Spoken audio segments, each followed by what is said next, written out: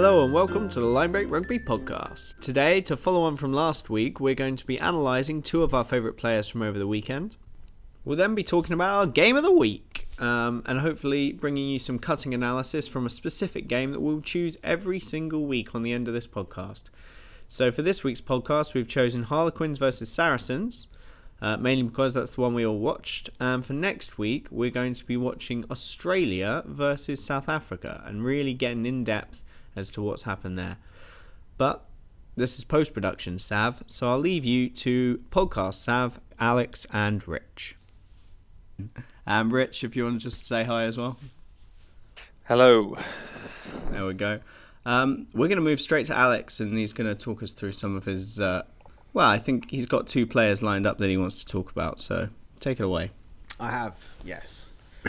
So the two players I'd like to chat about are Charlie Walker for Quins and Alex Waller for Northampton. Try not to trip over Walker and Waller there. Waller. Alex Waller. Waller. Oh, Jesus. So Charlie Walker for Quins. Obviously, Quins had a big game this weekend.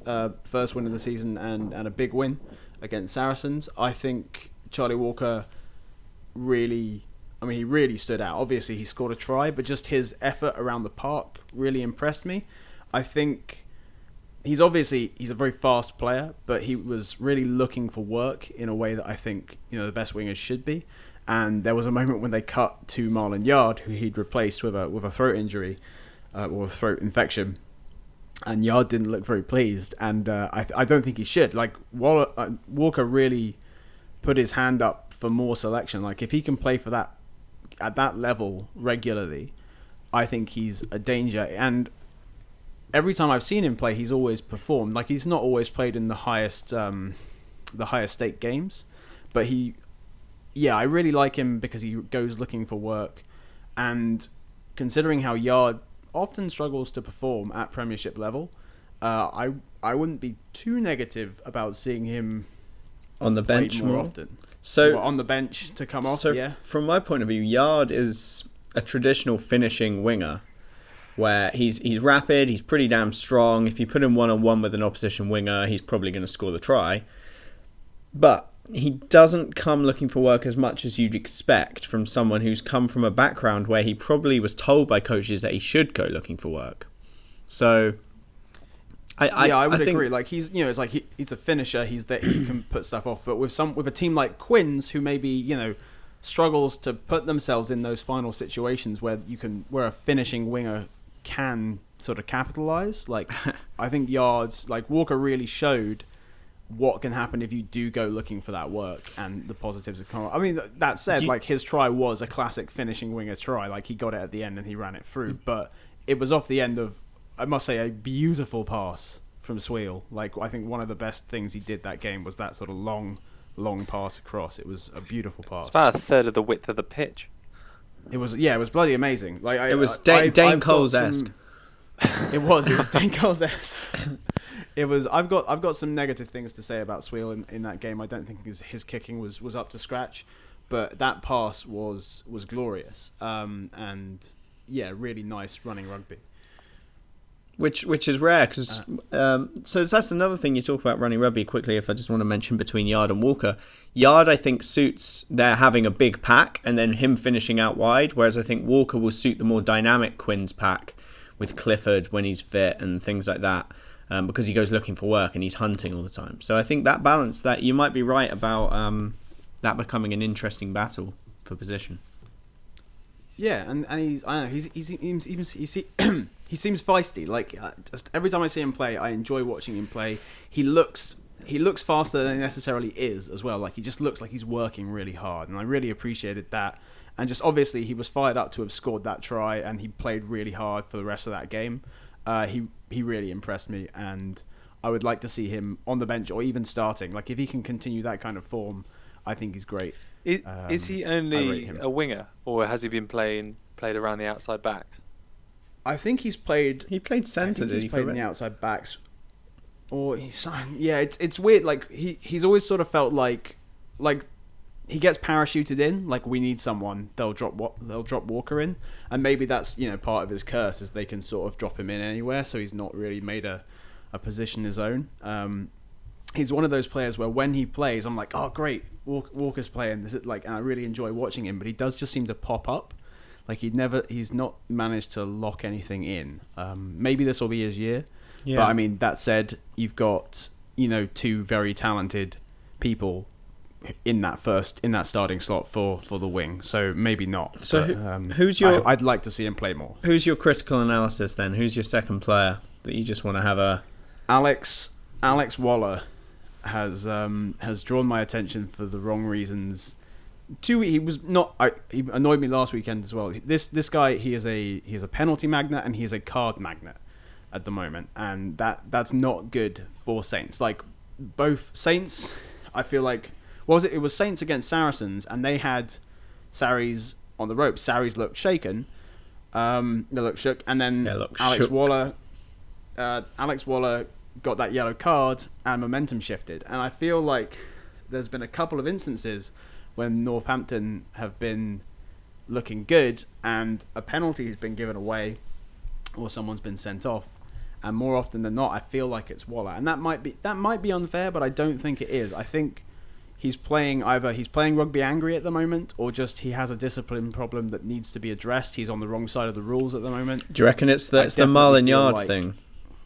The head's not quite... not Marland Yarde, Joe Marler. Sorry, I got the wrong... Joe Marler, where his head's just not necessarily in the right place right now. I could... Quite possibly, but... Sorry, Rich, but I think he's... Marler maybe was an angry man playing rugby, and he would commit, like, out-and-out fouls, where, like, just aggression-based fouls, whereas I feel like Waller he's doing the penalties. Like, he's doing stuff wrong, and maybe because it's not directed at a player so much as he's just doing the wrong thing in the game. Okay, yeah. So it's just the technical aspect. He's just getting something wrong. The only thing I would say is that in regards to the Saracens yellow that he received while he was playing against them, and Jamie George went on to score kind of a couple of minutes afterwards. He could have just been reacting to Ashton's bite. He could have been... All the Saints team seemed pretty riled for that game as well. And I know you said that in the Wasps game he was a bit of a penalty magnet, and I agree, he was. But up until this point, he's been Mr. Reliable for Saints. Like, there was some ridiculous stat that he started almost every game of last season. He has been there, and he has been a solid player. And some of the Saints fans I know have been calling for him to get a look in for England, which I doubt will come anytime soon, unfortunately. Maybe he's trying to show Eddie Jones's edge then. He's like, look, inner mongrel. He's like, look, I can get cards like Hartley can. Put me in, coach. Give me the captaincy. Yeah. I think that's fair, but I think as well, like, yes, he reacted to that bite, but he then, after the Saracens game, this wasn't this weekend's game, this was last weekend's game, he came back on and gave away penalties. Like, he was on the edge for that entire game, and I sort of feel like he was on the edge again this weekend as well. It'll be interesting to see if maybe he was just trying to make, like, he went on tilt a bit, like he was trying to make up for what he did last weekend. He's on tilt. But yeah, it's I don't know. I think if you're a Northampton fan, like, I don't know, like, he looked like a dangerous person to have on the pitch from a giving away penalties perspective. Like, I can see especially that. If you're a Northampton and you're playing on a momentum, like, which I feel like Northampton really, when they build a momentum, they're a terrifying side. Like, if you've got Malander running at you over and over and over again, and they've got good ball, that's a scary side to defend against. Mm-hmm. But if you've got a player who regularly gives away those penalties, that's not good for your team. And so I guess that's why Waller stood out for me. Maybe it's because Northampton do, I think, rely on that momentum build, and I felt like Waller consistently killed that momentum. They had a bit of a negative from that, yeah, for sure. Rich, how about you? Now that we've ranted about Waller for a bit, who's your positive player for the weekend? So I was really impressed by Mike Williams at 6 for Leicester. I watched the Tigers Bath game, I watched the Bristol Chiefs game, and I watched the Wasps Saints game, but I thought from the whole weekend, Mike Williams at 6 for Leicester really, really impressed, and he turned it on at the perfect moment. Eddie Jones and Paul Gustard were there They came down to watch some potentials, and Mike Williams had a huge game. He carried impressively, he tackled impressively, he just led that kind of metre by metre gain that kind of just summarises Leicester as a team, or maybe used to summarise Leicester as a team, just kind of running the hard yards through the forwards. He came from Worcester Warriors last year, but then broke his arm, I think. So spent a long time on the sideline. But he's really starting to step up. And I mean, he's only 24. He's Zimbabwe born. And I don't know what it is about Zimbabweans, but they just, the back rowers they produce seem to just do very well. And one of the reasons I was so impressed is he was, I know it's a bit of a kind of clickbaity word at the moment, but he just was very abrasive. He just seems like such a hard human being. And it could be something that Eddie Jones might look at in terms of replacements for Haskell. There's that, and Clifford's injured as well now. So I mean, I don't know how long Clifford's out, but there are spots appearing. There's spots appearing in the back row, and if he's putting his name up, and Harrison isn't really, I mean, he's not playing badly for Saints, but he didn't put his hand up when he was put in a white jersey.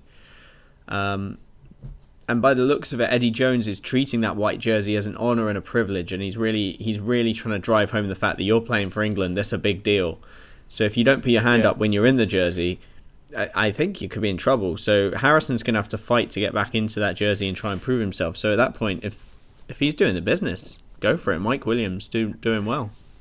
And I think it's down to what Eddie's looking for, because when people say kind of a replacement open side, you have this kind of, a lot of people picture the Pococks or the Warburtons or Mac Vesic of the world. I just picture Tipperick, to be honest with you. Kind of the dynamic link player between the forwards and the backs.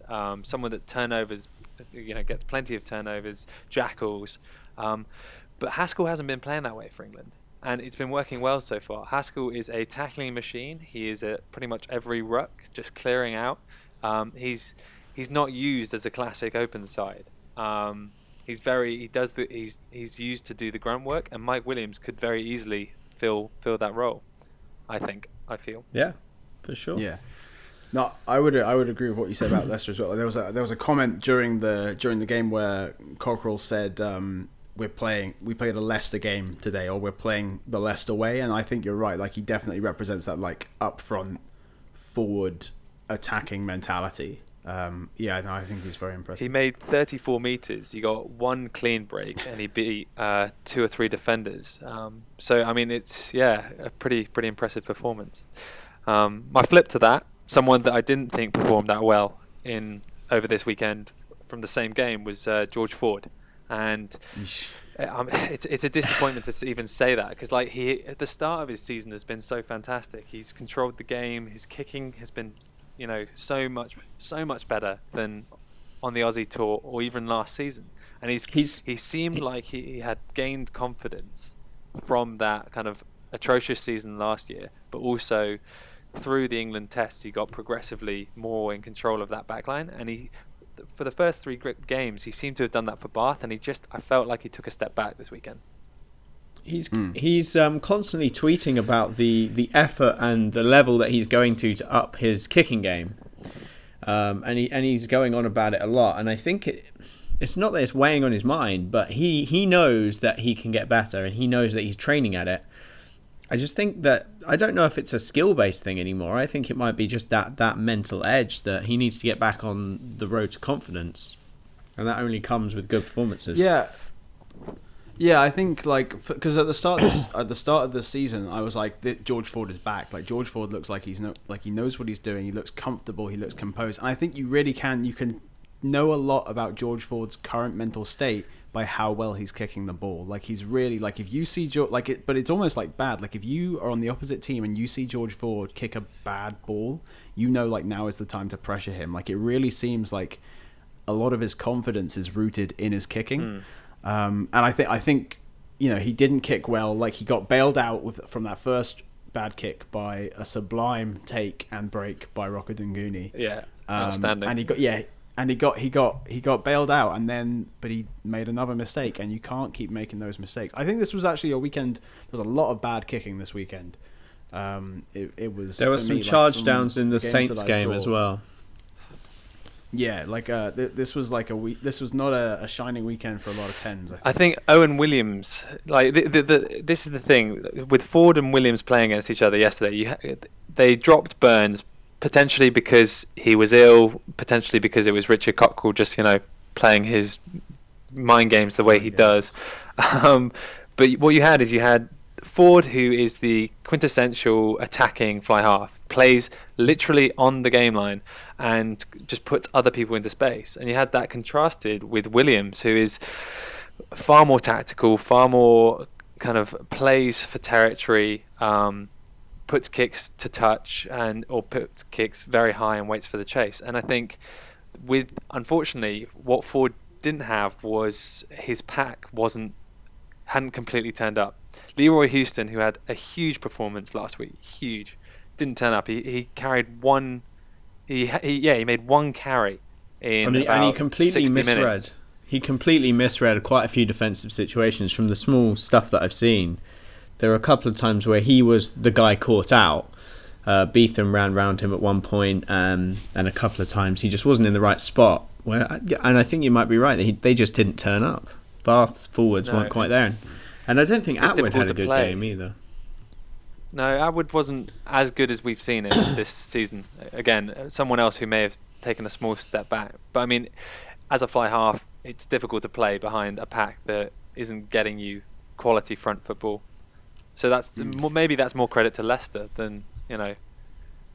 Well, like we said, like they played they played a great forward game of rugby. And their backs were also pretty great last night as well. Like I think credit's got to be given to the breaks that were made by their backs as well. Like they just played a confident game of rugby. I think they looked great last week, which is not last week. Good to see after 3 weeks of kind of tenuous play by Tigers. I have a friend who's a very good Tigers fan, and he's like, I kept saying, you've got a couple of wins, and he was like, it doesn't matter, it's the way we're playing.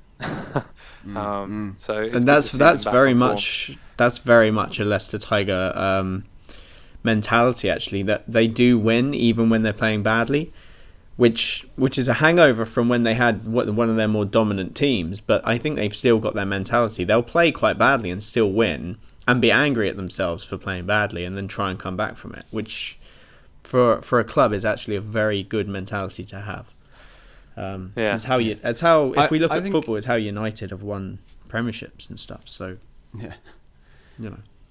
I'll be interested to see how Ford rebounds from this. Like new management, there have been speculation about whether it was the best thing for him to be being coached by his dad. It'll be interesting to see how this new management handles George Ford after a bad game. Yeah. And to see if he rebounds nicely. Who have Bath got next weekend? I'm not entirely sure. Not sure. We need Adam. We do. It'll be interesting to see whether it'll be if it's a chance for him to regather himself. Because up until now, he's looked very composed. He's looked very confident, and he's looked natural on the ball, and he just looked uncomfortable. Well, Bath as a team have looked good. I know they've had a relatively easy start to the season, but as a team, they have looked impressive. Back to kind of a Bath of old, 2 seasons ago when they reached the final, when we all thought that it was just, matter of time. Yeah. But I hope that they can get back to best and they can bounce back. But they have Gloucester at Kingsholm next week. I'm gonna talk about my favourite player from the weekend, actually, who specifically in the first half I think played extraordinarily. I think Harry Marland for Saints. He was making a backline tick that didn't seem to want to flow, especially when he was putting PC in. I thought specifically PC, he was carrying really hard lines and running hard lines, but it wasn't quite working for him. He had that disallowed try, and his luck, I don't know whether it was just a luck thing, but it just wasn't quite working for him. But Malander was putting boys in space. He was carrying hard. I actually think he might be the new standout guy to play for England. I'm really excited about him long term, because I think everybody's put their a little bit of a hat on him and said, yeah, him and Atoje, these boys can play rugby. But I was really excited by him. Some of his offloads, the way he could draw in defenders because he's so big on the carry, and then be so deft with his offloads over the top and out the back of his hand. It's really, really good to see. I'm excited for him in the future. Yeah. Yeah, I mean, he impressed me a lot at the under-20s championship, the World Cup. I think he was really great. I was surprised because he got played at 10 in the first game of the season and had a bit of a shocker. And I was like, oh, that's surprising. Then he's sort of been quiet, but this feels like he's like gotten his confidence back, or they've trained him up and he's comfortable. Like, he looked really strong, which is great because he's on my fantasy team. He needs to be a starting 12. He just has to be. With Myler, who isn't necessarily as attacking minded as other fly halves, he's kind of in a Steenson sort of build. You need that creativity, and that comes from Marland at 12. I mean, he's the Henry Slade of Saints. Offloads. Yeah, he got 3 offloads. He beat 3 defenders, and he made almost 50 meters. He was the only individual in that Saints backline that I thought looked impressive.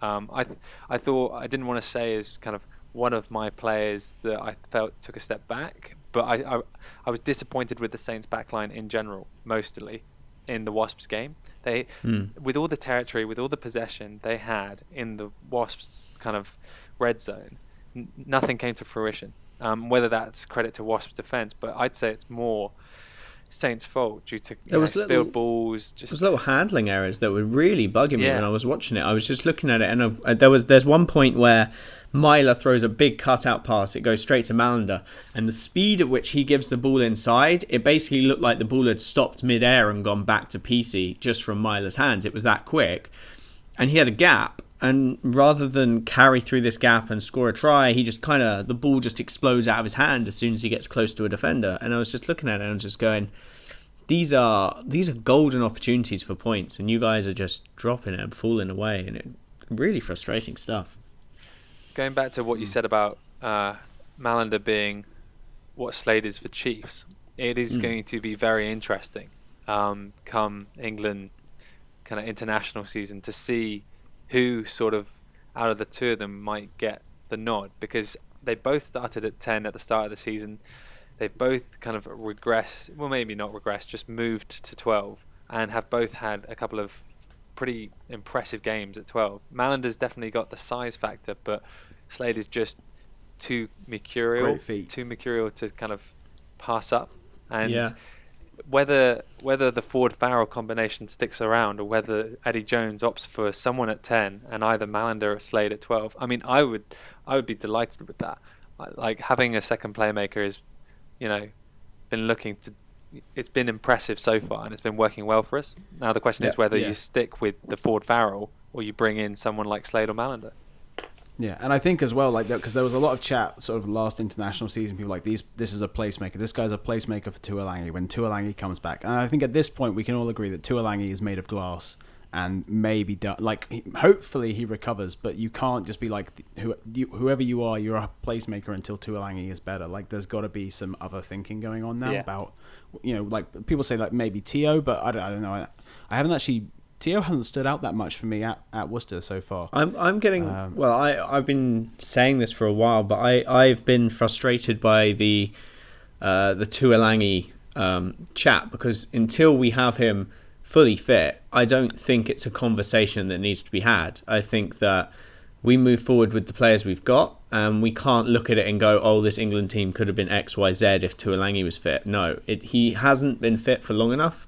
Even when he's been fit, he's looked a little bit slow. Like, his carrying is always going to be great, but every point he comes back to full fitness, there's then another little niggle injury, and he's out for another 6 weeks. And we just need to kind of move on. And I don't think Tio's the answer. I don't think Burrell's the answer. I don't think putting in another person who is not Tuolangi will work, because that's not actually good enough. We need to just devise a new game plan. And that's I think a lot of people like remember that line break against New Zealand and get a little teary eyed, and they want it again. But it's it's just you need to move on. Burrell is definitely not the answer. Burrell is not the answer. Yeah. But then the question is who Burrell? Yeah, that's why Malander was playing. The only question is that if we opt for the playmaker at 12 and you go for someone with skill and speed like a JJ or an Elliot Daly or a Joe Marchant at 13, then you're suddenly looking at our backline being like, well, if you have a big ball runner at 12 like a Jamie Roberts, then you're going to be making a lot of meters. And that's the only issue. And then that's when the flankers and the number 8 have to step up and kind of fill in the gaps. Yeah, so when we look at Malander and Slade, though, defensively, there's not much between them because they both hit pretty hard, but they're always going to be... Slade is always going to be slightly lighter. But I think if you look at the way Steenson, Slade, Noel, the Exeter backline, they're all getting really bulky. They're a lot bulkier than they were 2 years ago anyway, and I think there's been a big focus on really getting that defensive unit up. Yeah. So I wouldn't be crazily worried, but then I saw Daly get smashed by the Saints prop. And that was huge. That was bloody great. Kieran Brooks just put his head down and went. Yeah. That was the kind of that's what I'm talking about with the Saints. Like that was that start of the game. They had so much momentum, and Kieran Brooks just like fucking chunked. Like it was amazing. Like just that was such a great charge. Like it wasn't even like that he knocked him back. It was just the way he did it. Like he got the ball, and you could see he was like, I'm gonna smash someone. And Daly looked indignant when he got back up. Like, how dare you have just smashed me? But Brooks wouldn't have cared. I mean, fair play to Daly, but like, yeah, that was I like that stood out for me as like a moment in that game. I was like, that's like really aggressive charge, and then disappointment because Saints. But yeah. So I mean, I'm going to talk about the back row shortly now because my second player that I'm not disappointed in, I'm disappointed in attack with. I think defensively he's quite strong, but Nathan Hughes, defensively he's all right. He's very strong when he gets one-on-one. He's going to push you backwards. But his carries against Saints weren't that good. But there was, and I think it was Sam Jones for Wasps playing at 6. I was actually really impressed in comparison with him because his carries were really strong and he seemed to be all over the park. He was really putting in a massive shift. And I think he's what I would imagine a good back row forward should be doing. He was doing everything. Defence, good carries, getting link-up play with Cipriani and Gopperth, and he was doing the job that I thought Nathan Hughes should be doing, but Hughes didn't quite do it for me, especially as his link-up play, he doesn't pass very often, and I think even Billy Vunipola, who loves a carry, does give a pass every so often, so I don't know, I think his game needs to evolve more if Eddie Jones is going to stick him in. Oh, definitely. Yeah, he hasn't been like a lot of people like Hughes, England shirt, put him in an England shirt. Like I don't think he stood out. I don't think he stood out that much this weekend either. But he hasn't had like a big rollicking run. Like the end of last season, it was like Hughes gets the ball, Hughes makes ground, he smashes someone. Like I don't know that I've seen that yet. Like the size of him, he's always going to make ground. Like this weekend, he got a start, which is good because he's been playing off the bench for the previous 2 games. He made 67 meters this weekend. Which isn't too bad, but for him it's more about kind of the impact of the meters he makes. He's always looking for offloads, always looking for supporting players, and that's how Wasps got so many of their tries last season. In comparison, Sam Jones didn't make that many meters, but he put in 17 tackles, which is just insane in a Premiership game. That's just a monumental defensive effort. I mean, like I said, when I was watching it, I just kept seeing Sam Jones in a ruck or in a tackle, and I just kept thinking to myself, this boy is doing the job. If we wanted somebody to fill in a defensive role, then this guy's really putting his name out there for me anyway. I was very impressed. I think they'll have half an eye on him if he is English. He is English, so I mean, I think people have half an eye on him because he's putting his body about, and Wasps seem to be backing him. So we'll see. We will see. I think the announcement of the elite squad is going to be really interesting. I think we might see some names who haven't been there before, and maybe a couple of maybe not people won't get dropped, but like people who like their position is in danger. Like if a couple of sort of new names pop up, then it'd be like, who's in? Are they there because they're valid, or are they there to try and get that extra bit of effort out of people? Yeah, like the Mike Browns of this world. Yeah, yeah. Who I didn't. I only caught the highlights of the Sarries game. Did he? He looked better. Yeah, he was playing well. Yeah, I think so. Like he's not the Mike Brown of 2 or 3 years ago, but he looked better. He looked more. As usual, he's comfortable under the ball. He made some. He does that thing, where he should have been tackled 5 meters ago. Yeah, and he does a wriggle and a spin. But he somehow gets a little bit further. Yeah. Like he's Eddie Jones obviously likes him. Even as a Quins fan, I think that. I don't know. I'm sometimes surprised that he keeps his starting place, but I think I don't know. Maybe Eddie Jones thinks of the fullback as like a solid defensive presence first, and then an attacking presence second. And certainly Mike Brown will make his tackles. Yeah, he's reliable, and he's going to be good under the high ball. He's going to make his tackles, and he's got a good defensive mind. The way he sweeps, the way he covers tackles, like it is impressive. It's just that over the past few, couple of international windows, he's just lacked a bit on attack, but maybe that's not necessary. I mean, so many people are kind of harping on about, Alex Goode getting into the England setup, and do not get me wrong, Alex Goode is a phenomenal player and has lit the Premiership up for the last 2 or 3 seasons, but he acts as a playmaker for Saracens, like a second playmaker. And if you already have 2 playmakers, as we do in the England setup for fly half and inside centre, then is there really a need for another one? Are you not looking for more of the reliable ball running defensive mindset of a Mike Brown? If we compare, I wonder how much Eddie Jones likes attacking from our own 22. Like I feel like if you don't because that's what happens a lot with Alex Goode is he gets the ball and he attacks and he'll make 50 meters and it's very impressive. But I don't know how much Eddie wants to be like attacking from our own 22. If we compare, safe left boot. If we compare the best counter-attacking team in the world with the All Blacks, we've got Dag and Smith perhaps as their 2 interchangeable 15s, both counter-attack runners from any position, both really good under the high ball, and I mean they're good defensively, but I would say defense is very possibly their weakest point. I don't know about Ben Smith, but no, I mean Smith will make a tackle and he'll track across, but he's not going to stop a forward dead, or like, because Mike Brown will stick his head in the wrong position like an idiot and try and stop a forward dead, stuff like that. Exactly, I have Smith one is vivid more memory calculated.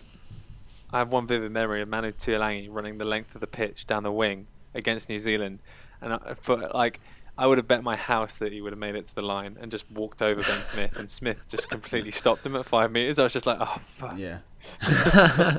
He's got the old man strength that nobody understands. He's just like just the banker in him. Strength. Yeah. all those numbers, suddenly it all adds up. While we're talking, seeing as we're talking about the fullbacks and we're talking about Goode and Brown, I think it's probably a good chance to talk about sort of our game of the week, which is Quins versus Sarries, and I think partially this goes up on default because it is a Sarries defeat, which is always notable. But it was not, as a Quins fan, it was nice to see Quins performing again, but I don't think it was. I don't know. It seemed like an example. I talked earlier about how Saints had Sarries rattled and then they lost that momentum. It felt a bit like that again this time, but Quins managed to hold on to that momentum. Particularly, I think in this game, managing to hold Sarries to no points in the first half was very impressive. And it showed a change from a Quins perspective in defence, because there was that interview that came out of Joe Marler a while ago where he talked about Quins not particularly caring about defence, or not maybe putting as much effort into defence as they could have.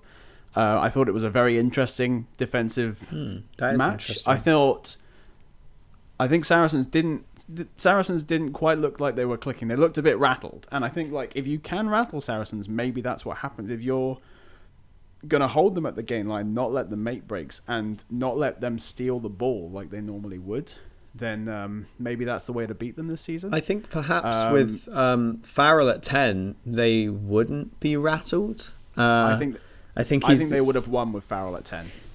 Yeah, I mean, frankly, if you look at it, he's is it Lozowski? I don't know how to say his name. This is Alex Lozowski. Yeah, Alex Lazowski. yeah. He essentially is young. Not like crazy young, but he's not been week in, week out playing. So he's reasonably inexperienced. And yeah, maybe rattling him is the key to breaking up this Sarries domination. You don't want to put a lot. Again, I don't want to say, oh, he's the reason they lost, because it's very obviously not. He's the reason he lost. No, I don't think that's the case. There was one intercept from Visser that came out of his hand, but it could have come out of anybody's hand on that loop around. And Quins, for their credit, didn't play badly. Defensively, very, very strong. You can't play badly and beat Saracens. So, you know, I'm impressed. It was. I think that's the main thing. Like, Quins played a far better defensive game than I've seen them play for a while. And I don't know whether that's just desperation because it hasn't been going well for Quins, or if that's actually like if they are starting to knit a bit as a defensive unit. I think as much as I've been critical of Danny Kerr recently and how he behaves in the breakdown, he has been a strong defensive presence to the point that he's now managed to hurt his ribs quite badly, because I don't know if anyone else has noticed this, but I feel like Danny Kerr is that first, like if a number 8 is breaking away off the scrum, Danny Kerr is the one making the tackle, which is odd to me, but he has been like, he just koalas on them, like he just jumps on them and weighs them down, which is the reason that he's fractured his ribs, because it's not the best way to tackle it people, does not it also especially it Billy also, Vunipola. Yeah, it gets me no fantasy points. He is negative every single week. I don't know why I've still got him in the team, and it is so frustrating watching it come through. Even if I haven't watched the game, I just look at it and I see it's come up as a negative, and I just think to myself, Kerr, what have you been doing? You're in the team for your snipes, but you're in there for your tries. He has been a solid defensive presence. He's still a bit negative on attack, I think, but he's showing up on defense. Again, also, like, in particular, as a defensive effort, I think, like, Rob Shaw, he's always good, right? Rob Shaw, he's bloody golden boy of English rugby. Like, he's just there, he does his job. I felt like he really stood out. Like, normally you're like, yeah, of course, Rob Shaw was exceptional, whatever, he always is. Like, I felt like he stood out again this match. Like, in particular, maybe in the size of his hits. Normally when Rob Shaw tackles someone, they just go down. Like, you know, he just tackles them, they fall over. It's a normal tackle. I feel like Rob Shaw put in 2 or 3 big hits. Like, really line people up and put them down. So Rob Shaw's one of these players where he's a lot bigger than you think. People think of Haskell being big. People think of Billy Vunipola being big. But I had a coaching training session with him a few years ago. And the man is massive. Like, I know he's a professional rugby player and he plays for England, and, you know, me saying he's massive is like, yeah, okay. But people don't really think about Rob Shaw being massive. People just think, you know, it's Rob Shaw. He does his job, he makes his tackles. But he is huge. That is a big man. So, yeah, I mean, he can make a big hit when he wants to. Yeah. In terms of kind of just general Quinn's chat from that game, I'd say the main reason that they won that game is their tight 5, and that's the first time this season that you could say that. Yeah. Joe Marler going off in the first minute, and was it Mark Lambert that came on? Yeah, Mark Lambert with his pot belly, and his scrum cap. Just he had an outstanding game. He was phenomenal. He did. He was got a pot propping belly against. Yeah, no, he's like his like, because Marler's got like these fucking chest pecs that just like fall down, whereas like on comes his waddles on his. That's unfair. It doesn't waddle on, but you know what I mean. Like, he's a professional athlete. He looks like a professional athlete. He's had a few beers. He's in the Andy Good model. Couple of pies. But he was up against Duplessis, right?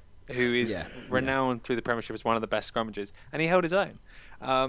Because you can't shift someone with that weight. Anyway, go on. Correct me if I'm wrong here, but like the Harlequins Maul actually took it to Saracens, and that is the first team to have done that. And obviously throughout the team there was a phenomenal defensive effort, but I'd say the reason that Quins won that game is because of their tight 5. Which did I notice that George Cruz didn't play?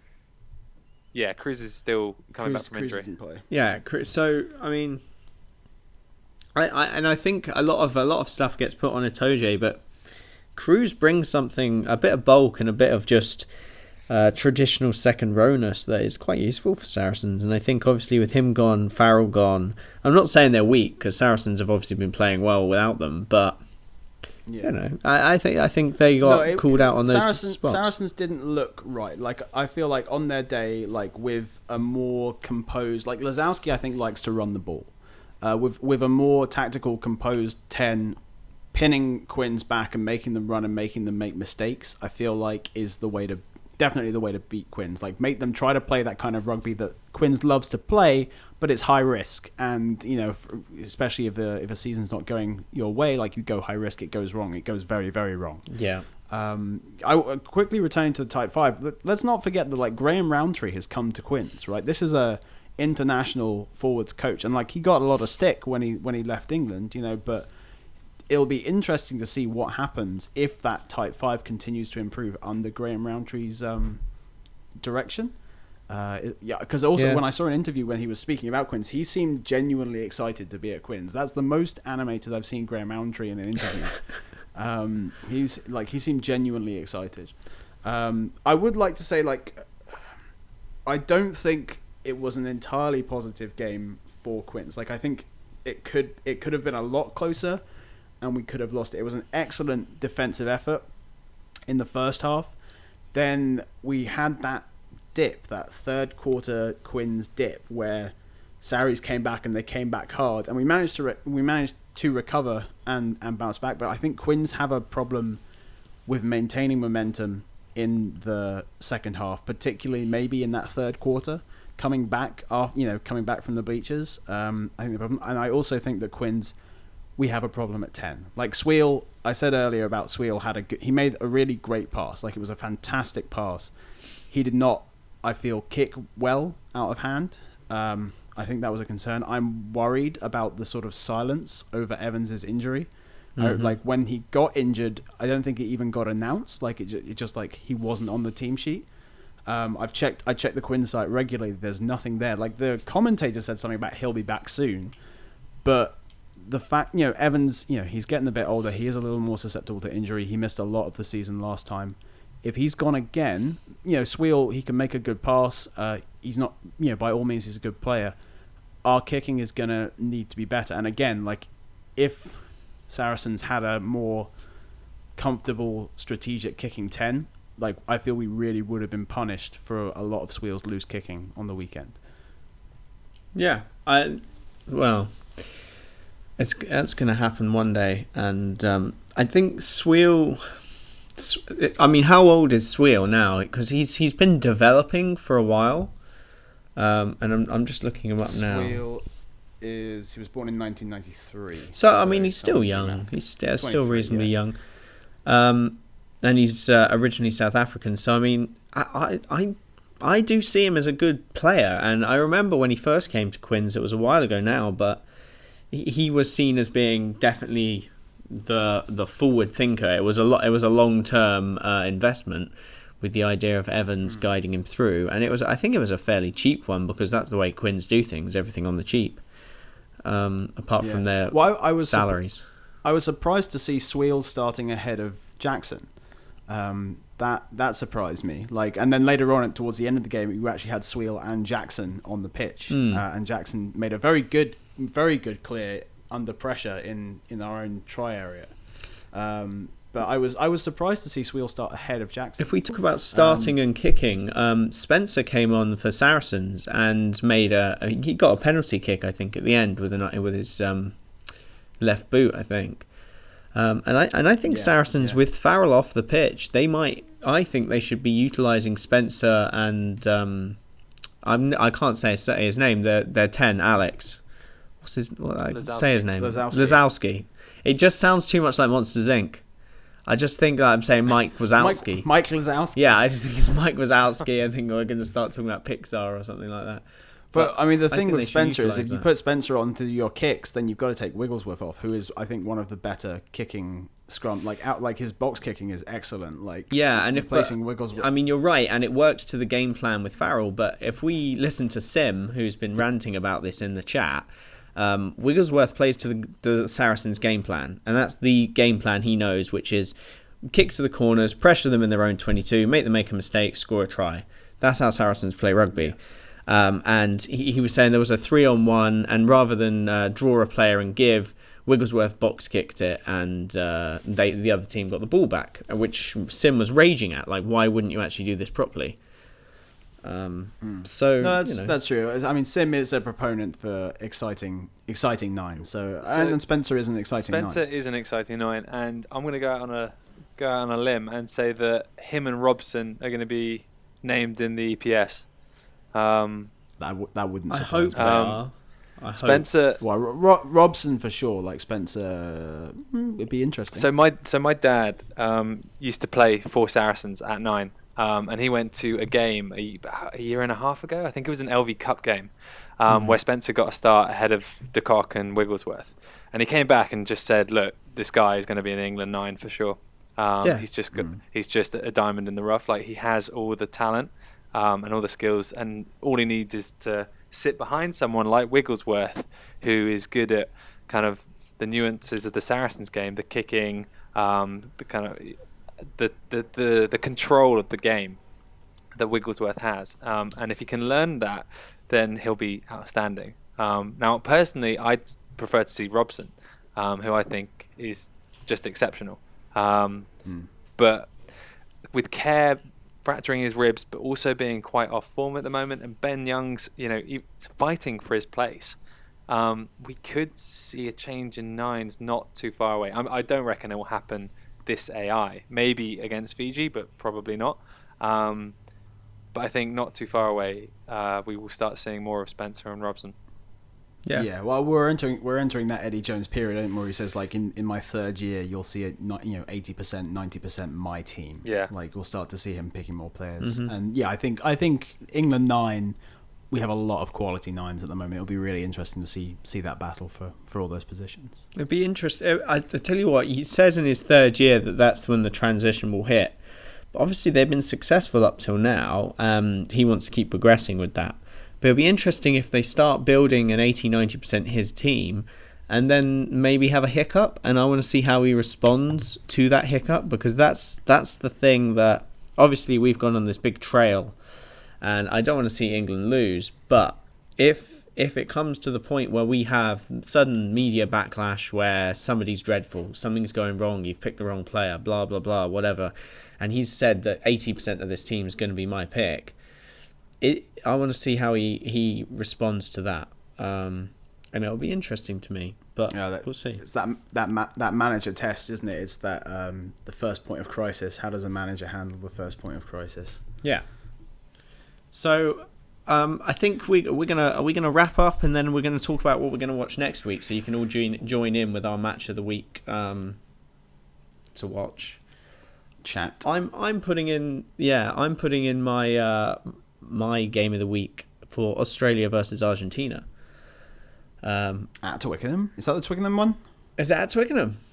I think it might be. I don't think is this the one at Twickenham? I think it says it's in Perth. No, it's in Perth. It's in I think this week it's South Africa versus Australia and Argentina versus New Zealand. But I think the following week it's Australia, Argentina, and Twickenham. Oh, what have I got wrong? Oh, sorry, I had the wrong page up. I had the old page up. It said 17th of September. That should have been a little bit of a clue, shouldn't it? It's basically, I just want to talk about Australia. I want to see if they keep on going. So yes, South Africa versus Australia. That's the one that I want to watch. Okay. I want to see Reece Hodge. Potentially at 12. He's so good. He needs to be given a chance to play 12. Yeah, no, I agree with that. So, I mean, if you want to tune in for next week, we're going to be talking about South Africa and Australia, that game. So that'll be our game of the week next week. Again, but we'll talk about lots of different players as well. So it's not just going to be limited to that game. A couple of other games to look out for would be, I reckon, either Cardiff Blues and Leinster. Cardiff Blues, who've started the Pro 12 undefeated, going up against Leinster, who are obviously just a giant of the game, or potentially Ulster and Ospreys. Is Sexton back? Okay. Sexton's back, and he's kicking well, and he scored a try at the weekend. So I mean, Leinster might be back and ticking, to be honest with you. Yeah. With Lancaster now at the helm of the defensive effort. And not only that, but Paddy Jackson is back in fine form for is it Ulster, isn't it? So Yeah. I think that Ulster game will be an interesting one as well.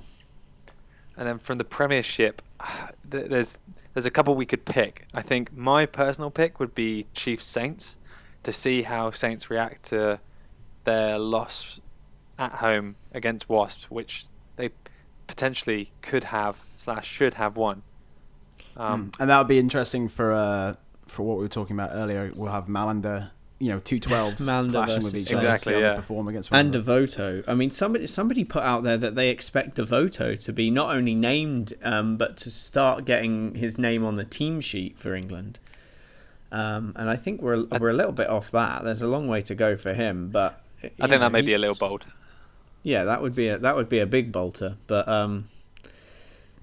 yeah, but we'll see long term. But I think this game, so the Exeter Saints game, will be determining how Exeter do this season, and I think Baxter will understand why, because that might be the battle for 3rd, 4th, and 5th, kind of in that area there. So it'll be quite interesting. We just need a few players to make their return. Don Armand, who missed out last game, and potentially Ewers. See if Ewers makes it back. But I mean, Waldrum, Salvi, they've been playing very, very well. Yeah, they have, but they're up against Pickamoles and his monstrous thighs.